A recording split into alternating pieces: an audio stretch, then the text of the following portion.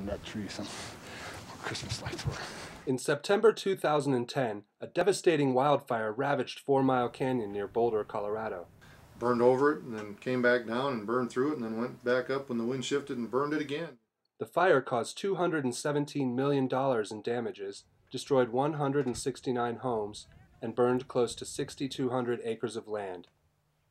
A little surreal, I guess. I mean, it wasn't terribly traumatic. I mean, but still, it's the finality of having lost stuff that you really didn't have the choice on.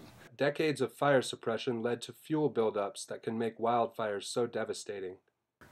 You know, back 100 years ago, 80 years ago, the suppression techniques and abilities weren't there, and people were just terrified of fire.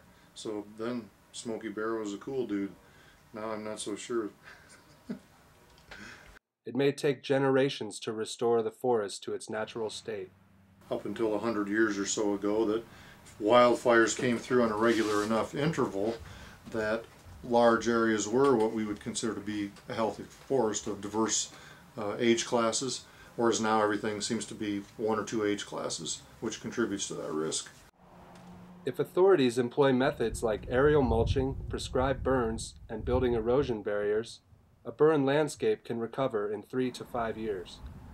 A proactive public is helping the process at a time when the land is most vulnerable. A lot of landowners are doing a lot of these treatments on their own, you know, at a small scale, but collectively it all helps.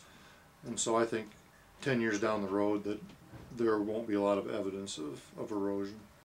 There are vast amounts of land that could potentially risk the threat of wildfire, so mitigation efforts should start in areas close to urban and suburban developments. I mean, wildfire, it's certainly devastating, and people react to it lots of different ways.